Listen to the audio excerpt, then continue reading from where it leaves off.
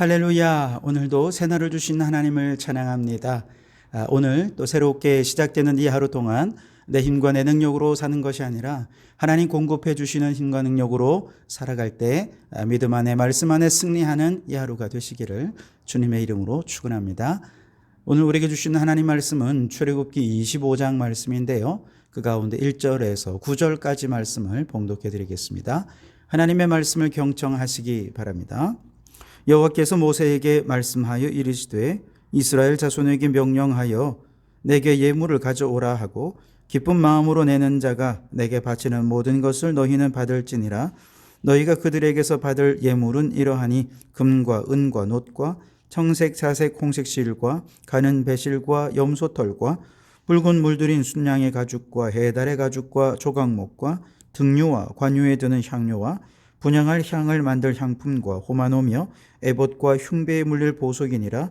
내가 그들 중에 거할 송소를 그들의 나를 위하여 짓되 무릇 내가 네게 보이는 모양대로 장막을 짓고 기구들도 그 모양을 따라 지을지니라. 아멘. 오늘도 이 말씀을 통해 우리에게 주신 하나님의 음성을 듣게 되길 바랍니다. 출애굽 이후에 시내산에 머물면서 지금까지는 하나님께서 율법을 주시고 또 그 하나님과 언약을 체결하면서 이스라엘 백성들이 언약의 공동체가 되는 그 이야기에 집중되어 있었죠. 이제 25장에서 마지막 장까지의 내용은 성막을 만드는 것과 관련된 내용에 집중되어 있습니다. 예배가 이스라엘 백성들의 중심으로 들어온 것이죠. 그래서 여기에는 매우 중요한 출애굽기의 흐름에 큰 전환이 이루어지고 있는 것을 보게 되는데요. 지금까지는 애굽에서 종살이하던 이스라엘 백성들이 이제는 예배하는 백성으로 예배를 향해 나아가고 있습니다. 놀라운 전환이 이루어진 것이죠. 지금까지는 바로를 섬기던 이 백성들이 이제는 하나님을 섬기는 방향으로 전환하고 있는 것입니다. 지금까지는 애굽에서 강제 노역을 통해 바로를 위한 국구성을 짓던 이 백성들이 이제는 하나님을 예배하는 거룩한 성막을 건축하는 일에 기쁨으로 또 자발적으로 순종하는 마음으로 헌신하는 방향으로 저들의 삶의 방향이 엄청난 전환을 이루고 있는 것이죠. 그리고 바로 이것이 예수님을 믿는다는 것의 의미일 것입니다. 예수님을 믿는다는 것은 삶의 흐름 또 삶의 방향이 극적으로 전환된다는 것을 의미하는 것입니다. 여러분이 여전히 예수님을 믿고 난 이후에도 물질과 성공과 명예의 노예로 살면서 이것들을 섬기고 나아가 부자가 되고 성공하고 출세하기 위한 자신만의 삶의 건축물을 짓고 있다면 여러분은 여전히 애굽에 살고 계신 것입니다. 그러나 비록 그것이 광야라 할지라도 하나님을 예배하고 하나님을 위한 거룩한 성전을 짓고 거룩한 삶의 인생의 건축물을 짓는 방향으로 삶의 방향이 전환된다면 여러분은 이미 진정한 구원받은 자요 참 자유가 있는 사람들이다 라고 말할 수 있겠습니다. 그러니 여러분, 정말 여러분이 자유자가 맞는지 구원받은 자가 맞는지를 확인해 보시기 바랍니다. 이를 위해 여러분의 지금 삶의 방향은 어디를 향하고 있고 또 여러분의 삶의 흐름이 어디를 향하고 있는지를 살펴보십시오. 그래서 자유자로서 이제 하나님을 예배하고 하나님을 섬기는 방향으로 여러분의 삶이 극적으로 전환되는 역사가 있기를 주님의 이름으로 축원합니다. 25장에서는 성막을 짓기 위한 예물을 모으고 먼저 성막의 가장 안쪽에 있는 성소에 물건들을 제작하는데요. 두 돌판을 넣어둘 증거궤를 만들고 진설병을 두는 상을 만들고 등잔대와 기구들을 만드는 것까지 하나님께서 아주 친절하게 그 재료와 크기와 모양과 만드는 방법까지 아주 자세히 알려주셨습니다. 그리고 25장에서 말씀한 이 내용이 나중에 37장에서 그대로 제작되는 내용으로 병행이 되고 있다는 것을 우리는 미리 알 수 있어야 되겠습니다. 자, 성막의 건축으로 하나님의 임재 방식도 전환되었습니다. 지금까지 하나님은 산 위에서 가끔씩 이렇게 부르시면 찾아가서 만나는 정도였지만 이제는 상시적으로 하나님께서 우리 가운데 임재하셔서 얼마든지 만날 수 있게 되었습니다. 지금까지는 하나님은 높은 산 위에 계셨지만 이제는 이스라엘 진영 한복판으로 들어오셨어요. 백성들 가까운 곳으로 오셨습니다. 그래서 이제 더 이상 하나님께로 올라갈 필요가 없게 된 것이죠. 오늘 8절 말씀에 내가 그들 중에 거할 성소를 그들이 나를 위하여 짓되 라고 말씀하셨죠. 내가 거할 성소, 하나님이 이제 이스라엘 백성들 중에 거할 테니 내 집 좀 지어달라는 것입니다. 이제 하나님이 거하시지 않는 곳은 저 멀리 인간이 사는 곳과는 전혀 다른 신령하고 신성한 곳에 그렇게 따로 사시는 것이 아니라 백성들과 함께 거주하면서 백성들의 크고 작은 문제와 고통과 어려움들에 대해 다 보시고 들으시고 그들을 지키시고 보호해 주시는 방식으로 하나님의 임재의 방식이 바뀌게 된 것이죠. 또한 이제 하나님은 더 이상 고정된 어떤 하나의 장소에 묶여 계시는 것이 아니라 성막이 이동할 때마다 하나님도 함께 이동하십니다. 그래서 백성들이 어디로 이동하든지 하나님도 함께 이동하시게 되는 것이죠. 이처럼 성막에 하나님이 임재하시고 이 백성들의 삶은 오직 하나님을 예배하는 삶으로 변화되면서 하나님은 이 백성이 하나님이 되시고 이스라엘은 하나님의 백성이라고 하는 아주 특별한 관계를 맺게 된 것이죠. 여러분, 이스라엘 백성들로서는 정말 허허벌판 광야에 나와서 의지할 곳 없는 그들에게 하나님께서 내가 너희의 울타리가 되어주고 내가 너희를 지켜주고 너희와 함께하겠다는 이 말씀이 얼마나 든든하고 감사했겠습니까? 그래서 모세가 이제 그러한 성막을 하나님이 임재하시는 성막을 지을 테니 예물을 모읍시다 라고 할 때 온 백성들이 기쁨으로 예물을 모아오게 된 것이죠. 오늘 2절 말씀에 보면 이스라엘 자손에게 명령하여 내게 예물을 가져오라 하고 기쁜 마음으로 내는 자가 내게 바치는 모든 것을 너희는 받을지니라. 아멘. 기쁜 마음으로 가져오는 자, 그 예물을 받으라는 것입니다. 사실 이스라엘 백성들이 출애굽하며 나올 때에 애굽의 원주민들로부터 금과 은과 많은 폐물과 아름다운 옷을 받아 가지고 나오지 않았습니까? 그러나 그 모든 화려하고 아름다운 것은 광야에서 아무 소용이 없는 거예요.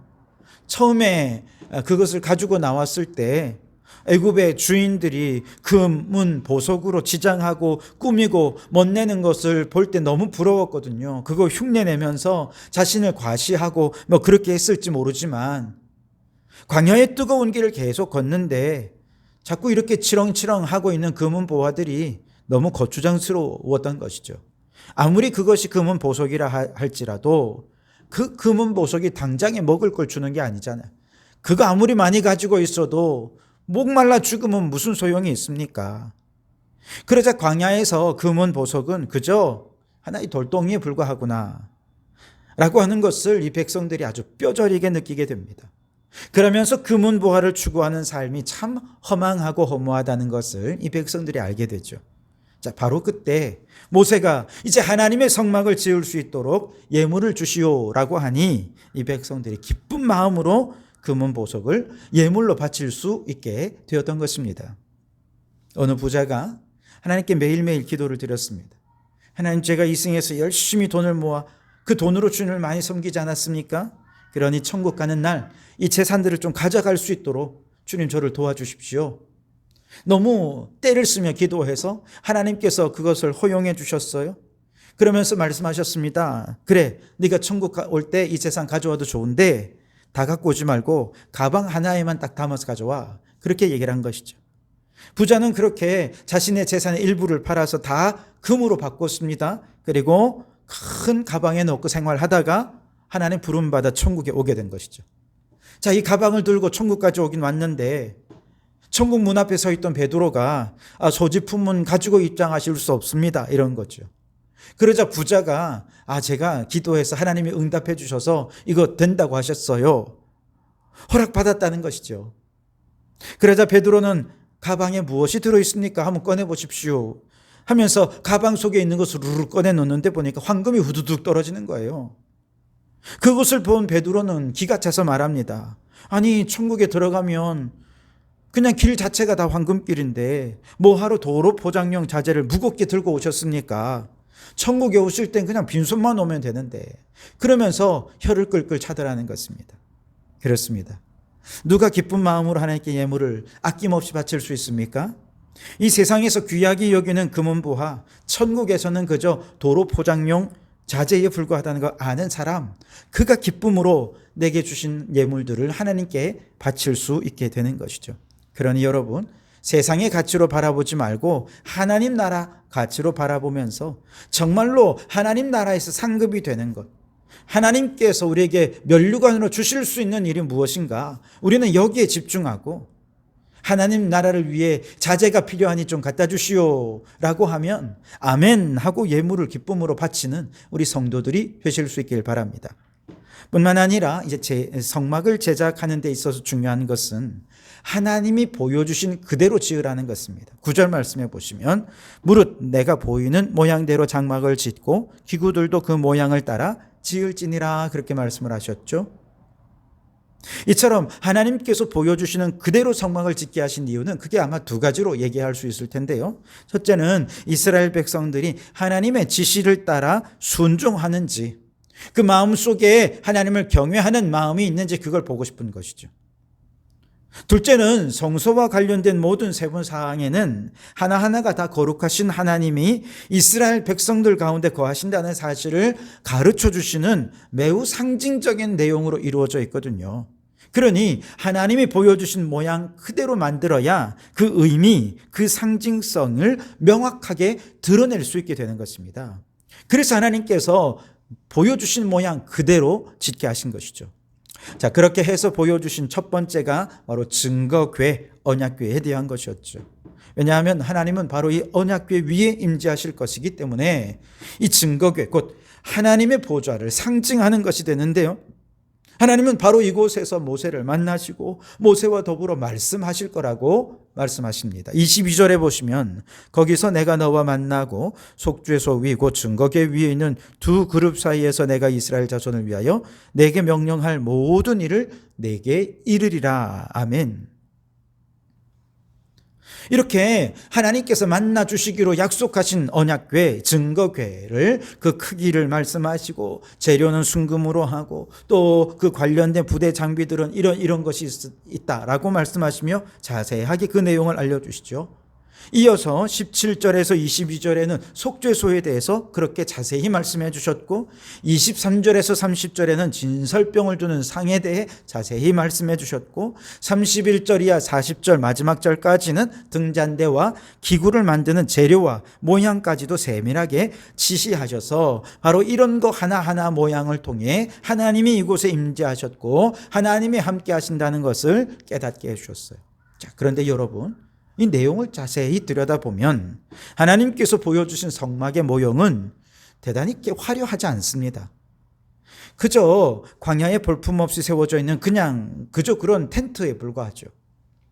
이제 내일 26장에서 성막의 외형적인 부분도 살펴보겠습니다만 전체적으로 보면 성막은 금빛 나는 장막으로 만들어라 이런 게 아니었습니다.